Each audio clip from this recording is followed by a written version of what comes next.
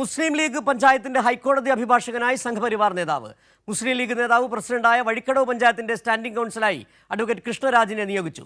സംഘപരിവാർ സംഘടനകളുടെ അഭിഭാഷകനായ കൃഷ്ണരാജ് സമൂഹമാധ്യമങ്ങളിൽ മതവിദ്വേഷം പ്രചരിപ്പിച്ചതിന് നിയമ നടപടി നേരിടുന്ന അഭിഭാഷകനാണ്. രേഖകൾ കൈരളി ന്യൂസ് ലഭിച്ചു. വിവരങ്ങളുമായി ഇപ്പോൾ സലി മുഹമ്മദ് ചേരുകയാണ്. സലി, നമുക്കറിയാം ലീഗിന്റെ പഞ്ചായത്താണ് വഴിക്കടവ്. അവിടെ നിരവധി അഭിഭാഷകരുണ്ടാകാം, ലീഗുമായി ബന്ധപ്പെട്ടവർ തന്നെ. അതിൽ നിന്നൊക്കെ വ്യത്യസ്തമായി കൃഷ്ണരാജ് എന്ന് പറയുന്ന നിരന്തരം സമൂഹ മാധ്യമങ്ങളിലൂടെ വിഷം വമിപ്പിക്കുന്ന സംഘപരിവാറിൻ്റെ അടിയുറച്ച പ്രവർത്തകനായ കൃഷ്ണരാജിനെ ഇത്തരത്തിൽ സ്റ്റാൻഡിംഗ് കൗൺസിലാക്കുമ്പോൾ നൽകുന്ന സന്ദേശം എന്താണ് ലീഗ് പറയുന്നത്? സിജു, ആരെ അമ്പരപ്പിക്കുന്ന ഒരു നിയമനമാണ് ഇക്കാര്യത്തിൽ നടന്നിരിക്കുന്ന കാര്യത്തിൽ തർക്കമില്ല. കാരണം കൃഷ്ണരാജിനെ എല്ലാവർക്കും അറിയാം. കൃഷ്ണരാജിൻ്റെ രാഷ്ട്രീയ നിലപാടറിയാം, മതപരമായ വർഗീയ നിലപാട് എങ്ങനെയാണെന്നറിയാം. കൃഷ്ണരാജ് അത്തരം പ്രശ്നങ്ങളിൽ ഏത് പക്ഷത്താണെന്നറിയാം. കൃഷ്ണരാജിനെ അങ്ങനെ പരിചയപ്പെടുത്തേണ്ട ആവശ്യമില്ല. കാരണം കൃഷ്ണരാജ് എക്കാലത്തും തീവ്ര ഹിന്ദുത്വ നിലപാട് സ്വീകരിക്കുന്ന ഹൈക്കോടതിയിലെ ഒരു അഭിഭാഷകനാണ്. തീവ്ര ഹിന്ദുത്വ സംഘടനകൾക്ക് വേണ്ടി ഹൈക്കോടതിയിലും സുപ്രീം കോടതിയിലും ഒക്കെ നിരവധി തവണ ഹാജരായിട്ടുള്ള അഭിഭാഷകനാണ്. മാത്രമല്ല സമൂഹ മാധ്യമങ്ങളിൽ അപരമത വിദ്വേഷം പ്രചരിപ്പിക്കുന്നത് പതിവാക്കിയൊരു അഭിഭാഷകനാണ് എന്ന ആരോപണം നേരിടുന്നയാളാണ്. ഒപ്പം അക്കാര്യവുമായി ബന്ധപ്പെട്ട ചില കേസുകളും അദ്ദേഹത്തിനെതിരെ വന്നിരുന്നു. അത്തരം ഒരാൾ ഇപ്പോൾ വഴിക്കടവ് ഗ്രാമപഞ്ചായത്തിൻ്റെ അഭിഭാഷകനാണ്, സ്റ്റാൻഡിംഗ് കൗൺസിലാണ്. അതായത് പഞ്ചായത്തുകളുടെ കേസുമായി ബന്ധപ്പെട്ട് ഹൈക്കോടതിയിൽ കേസെത്തുമ്പോൾ അതിൽ പഞ്ചായത്തിന് വേണ്ടി ഹാജരാവേണ്ട ആളാണ് സ്റ്റാൻഡിംഗ് കൗൺസിലർമാർ. ആ സ്റ്റാൻഡിംഗ് കൗൺസിലായിട്ട് വന്നിരിക്കുന്നത് അഡ്വക്കേറ്റ് കൃഷ്ണരാജാണ്. വഴിക്കടവ് ഗ്രാമപഞ്ചായത്ത് ഭരിക്കുന്നത് UDF ആണ്. മുസ്ലിം ലീഗിൻ്റെ ഒരു വനിതാ നേതാവാണ് വഴിക്കടവ് അതിൻ്റെ വൈസ് പ്രസിഡന്റ് ഒരു കോൺഗ്രസ് നേതാവാണ്. ഇതിനു മുമ്പ് വഴിക്കടവ് ഗ്രാമപഞ്ചായത്തിന് ഹൈക്കോടതിയിൽ ഒരു സ്റ്റാൻഡിംഗ് കൗൺസിൽ ഉണ്ടായിരുന്നു. അതൊരു മുസ്ലിം ലീഗിൻ്റെ തന്നെ അനുകൂലിയായ ഒരു ഹൈക്കോടതി അഭിഭാഷകനായിരുന്നു. അയാളെ മാറ്റിയിട്ടാണ് ഈ കൃഷ്ണരാജിനെ വെച്ചിരിക്കുന്നത് എന്നുള്ളതാണ് ഏറ്റവും കൗതുകകരമായ കാര്യം. ഇനി കൃഷ്ണരാജിനെ അറിയില്ലാത്തവർക്ക് കൊണ്ട് നമുക്ക് പരിചയപ്പെടുത്താൻ ഒരുപാട് കാര്യങ്ങളുണ്ട്. മുസ്ലിം ലീഗിനെ സംബന്ധിച്ചിടത്തോളം മുസ്ലിം ലീഗ് വഖഫ് നിയമ ഭേദഗതിയുമായി ബന്ധപ്പെട്ട് സുപ്രീം കോടതിയിൽ ഹർജി പോയിരുന്ന കാര്യം എല്ലാവർക്കും അറിയാം. അതിന് ഒരു തടസ്സ ഹർജി തീവ്രവാദ സംഘടനയായ കാസയ്ക്ക് വേണ്ടി സുപ്രീം കോടതിയെ സമീപിച്ചവരിൽ ഒരാൾ ഈ കൃഷ്ണരാജായിരുന്നു. അപ്പോൾ മുസ്ലിം ലീഗിന് ഇയാളെ പരിചയമില്ലാത്ത അഭിഭാഷകനല്ല. മുസ്ലിം ലീഗ് സ്റ്റേറ്റ് ലീഡർഷിപ്പിനും UDF-നാകെയും അറിയുന്ന അഭിഭാഷകനാണ്.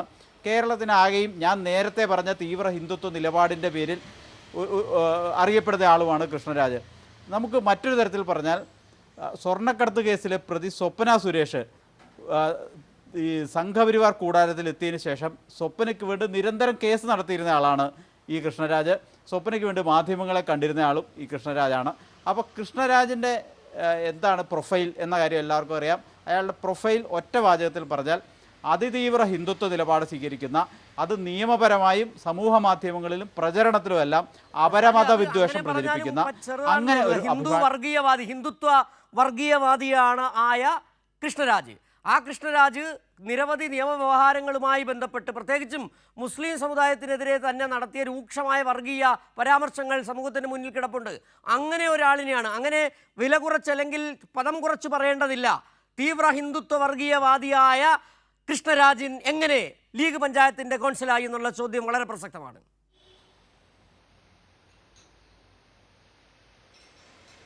അതായത് അതിൽ വിശദീകരിക്കേണ്ടത് ലീഗാണ്. പക്ഷേ അതിന് മറ്റൊരു രാഷ്ട്രീയ സാഹചര്യവും കൂടി കൂട്ടി വായിക്കേണ്ടി വരും. കാരണം വഴിക്കടവ് ഇപ്പോൾ ഉപതെരഞ്ഞെടുപ്പ് നടക്കുന്ന നിലമ്പൂർ നിയമസഭാ മണ്ഡലത്തിലെ ഒരു ഗ്രാമപഞ്ചായത്താണ്. അപ്പോൾ നിലമ്പൂരിൻ്റെ ഇപ്പോഴത്തെ രാഷ്ട്രീയ പ്രാധാന്യമൊക്കെ എല്ലാവർക്കും അറിയാം. അവിടെ എടുക്കുന്ന ഏത് തീരുമാനത്തിനും ഉണ്ടാകാവുന്ന പ്രതികരണങ്ങൾ എന്താണെന്ന് ലീഗിനും UDF-നും ഒക്കെ അറിയാം. പക്ഷേ ആ പ്രതികരണങ്ങൾ ഏതെങ്കിലും തരത്തിൽ സ്വാധീനിക്കാനോ അനുകൂലിക്കാനോ ആണ് എന്ന് വ്യക്തമല്ല. ഏതായാലും നിലമ്പൂർ നിയമസഭാ മണ്ഡലത്തിലെ ഒരു ഗ്രാമപഞ്ചായത്തിൽ ആണ് ഇത്തരം ഒരു നിയമനം നടന്നിരിക്കുന്നതെന്ന് ഇപ്പോൾ ഈ രാഷ്ട്രീയ സാഹചര്യത്തിൽ ഈ ഉപതെരഞ്ഞെടുപ്പ് രാഷ്ട്രീയത്തിൻ്റെ പശ്ചാത്തലത്തിൽ കൂടി പ്രാധാന്യമുണ്ട്. ഏതായാലും ലീഗിനകത്ത് ചില പ്രശ്നങ്ങൾ അത് ഉണ്ടാക്കിയിട്ടുണ്ടെന്നാണ് നമ്മൾ മനസ്സിലാക്കുന്നത്. ലീഗിലെ ഒരു വിഭാഗം ഇക്കാര്യത്തിൽ ചില നിലപാട് പ്രഖ്യാപനമായി രംഗത്ത് വന്നിട്ടുണ്ട്. അവർ തന്നെയാണ് ഈ വാർത്ത ചോർത്തി നൽകിയത്. ഈ സ്റ്റാൻഡിംഗ് കൗൺസിലർമാരുടെ പട്ടിക മാധ്യമങ്ങൾക്ക് കൈമാറിയതും ലീഗിലെ ഒരു വിഭാഗം തന്നെയാണ്. അപ്പം ലീഗിൻ്റെ ഔദ്യോഗികമായ വിഭാഗം എടുത്ത അല്ലെങ്കിൽ UDF-ൻ്റെ ഔദ്യോഗിക നേതൃത്വം എടുത്ത ഈ നിലപാടിനെതിരെ ചില ലീഗിനുള്ളിൽ തന്നെ കലാപം ഉയർന്നിട്ടുണ്ട് എന്നുള്ളതാണ് ഒരു കാര്യം. പക്ഷേ അതിൽ വഴങ്ങിയിട്ടില്ല. അപ്പോൾ ലീഗിലെ ഒരു വിഭാഗം ഈ പഞ്ചായത്ത് പ്രസിഡന്റിനോടും ലീഗിൻ്റെ ജില്ലാ നേതൃത്വത്തോടും UDF-ൻ്റെ സംസ്ഥാന നേതൃത്വത്തോടും ഈ വിഷയം ചൂണ്ടിക്കാട്ടിയപ്പോൾ അവർ പറഞ്ഞ മറുപടി നന്നായി കേസ് നടത്താൻ വേണ്ടി ഒരു അഭിഭാഷകനെ വെച്ചു എന്നുള്ള അങ്ങേയറ്റം കൗതുകകരമായ വിചിത്രമായൊരു വാദമാണ് അവർ മറുപടിയായി പറയുന്നത്. ഹൈക്കോടതിയിൽ മുസ്ലിം ലീഗ് അനുകൂലികളായ നിരവധി അഭിഭാഷകരുണ്ട്, നന്നായി കേസ് നടത്തുന്ന ആളുകളുണ്ട്, പ്രശസ്തരായ ആളുകളുണ്ട്, ചാനൽ ചർച്ചകളിലൊക്കെ അടക്കം പങ്കെടുക്കുന്ന മുഹമ്മദ് ഷായെ പോലുള്ള മുസ്ലിം ലീഗിൻ്റെ നേതാക്കന്മാരുണ്ട്. അവരെയൊക്കെ മാറ്റി നിർത്തിയിട്ടാണ് ഹൈക്കോടതിയിൽ ഇത്തരമൊരു അഭിഭാഷകനെ, അതായത് ഒരു അഭിഭാഷകൻ എന്ന പേരിന് പോലും യോഗ്യതയില്ലാത്ത തരത്തിൽ തീവ്ര മതവർഗീയ നിലപാട് സ്വീകരിക്കുന്ന ഒരാളാണ് ഈ കൃഷ്ണരാജ് എന്ന കാര്യത്തിൽ തർക്കമില്ല. എം ലോറൻസിൻ്റെ മൃതദേഹവുമായി ബന്ധപ്പെട്ട കേസിൽ ആ വിഷയം അത്ര മോശമാക്കി അവതരിപ്പിക്കാനും അത് കോടതിയിലെത്താനും ഒക്കെ കാരണക്കാരനായ ഒരാളും ഈ അഭിഭാഷകൻ തന്നെയാണെന്ന കാര്യം എല്ലാവർക്കും അറിയാം. അപ്പോൾ അത്തരം ഒരു അഭിഭാഷകനെ, മതന്യൂനപക്ഷങ്ങൾക്കെതിരെ നിരന്തരം വർഗീയത പുലമ്പുന്ന ഒരു അഭിഭാഷകനെ, സമൂഹ മാധ്യമങ്ങളിലൂടെ അടക്കം അപരമത വിദ്വേഷം നിരന്തരം പ്രചരിപ്പിക്കുന്ന ഒരാളെ ഒരു കാരണവശാലും പരിഷ്കൃത സമൂഹത്തിൽ ഒരു അത്തരത്തിൽ അവതരിപ്പിക്കാൻ കഴിയാത്ത ഒരാളെ എങ്ങനെയാണ് മുസ്ലിം ലീഗ് ഭരിക്കുന്ന ഒരു ഗ്രാമപഞ്ചായത്തിൻ്റെ അഭിഭാഷകനായി സ്റ്റാൻഡിംഗ് കൗൺസിലായി ഹൈക്കോടതിയിൽ നിയമിച്ചത് എന്നുള്ളത് ഉത്തരം കിട്ടാത്തൊരു ചോദ്യം തന്നെയാണ്. അത് ലീഗിനുള്ളിലും അമർഷം ഉയർന്നിട്ടുണ്ട്. ഏതായാലും ഇക്കാര്യത്തിൽ ഒരു വിചിന്തനത്തിന് തയ്യാറല്ല എന്നതാണ് ലീഗ് നേതൃത്വത്തിൻ്റെയും UDF സ്റ്റേറ്റ് ലീഡർഷിപ്പിൻ്റെയും നിലപാടെന്നതാണ് മറ്റൊരു കൗതുകം.